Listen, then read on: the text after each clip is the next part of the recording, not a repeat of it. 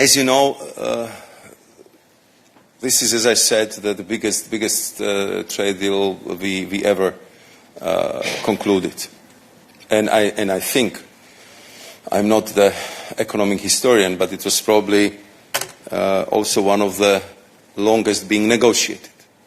But we didn't want, after the conclusion of the negotiations in Montevideo last year, to rush things in a way that would not keep European unity and that we would not listen carefully to all important constituencies, be it the member states, like France, like Poland, like Italy, like a few others, but also we had very, very intense exchanges with the representatives of farmers' community. And we just wanted to make sure that if we put in place all the precaution, all the measures, all the safeguards which would make every single member state and I hope our agriculture community at ease that this deal is good for everyone, that it opens new opportunities for them to export, to be active on this global agri-food market, because, Jorge, you know very well that if it comes to agriculture, we are a global superpower. Nobody exports more than us. Nobody is more competitive than us. So I think we are very strong there. And I understand that there have been, I would say, the concerns and worries which needed to be addressed. So we had very intense exchanges with all member states, and particularly with those who had very concrete worries about the deals. So if you look at it from the larger perspective, we very clearly proposed a new way how we would address the farmers' concerns in the new strategic vision for agriculture. Because I know, and I spent with them a lot of time in my previous portfolio, a lot of concerns been linked with administrative burden, with how we are executing our policies, and I think that my colleague Christoph Hansen did a brilliant job in addressing most of these issues, and I know that the strategic vision for agriculture was received very well.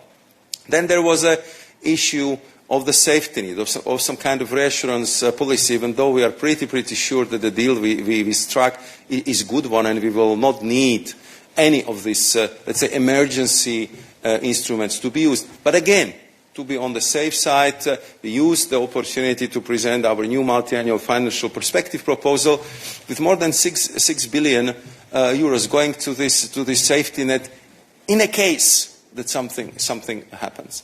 And then, just to be absolutely 100% sure, we've been working very closely with our member states on the specific safeguards for Mercosur. We are not reopening the agreement, but we are reassuring our member states and we are reassuring our agri-food community that we will use the chapter of the safeguard appropriately, and we are outlining very clear steps how this would be done. So what it means in practice?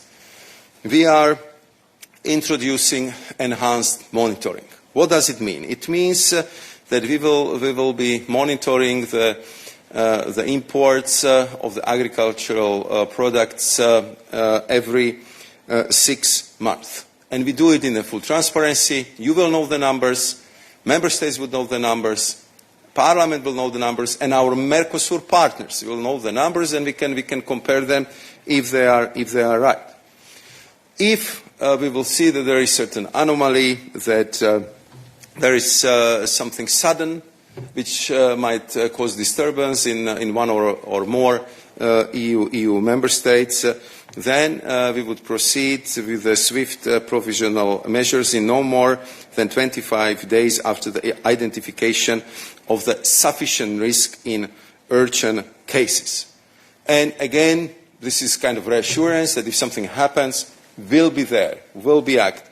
And then we are also clearly putting into this legal act the possibility of launching of investigations where imports suddenly increase by at least 10%, or import prices would suddenly drop by 10% lower than the prices in the EU. So I think that also from these measures, I think at first it shows that we are very confident that we have a good deal, that we will have a great cooperation with our Mercosur parties, and we are taking every precaution possible to make sure that our agri-food community should rest assured that this is the good deal for them, and this is a good deal for Europe and for Mercosur.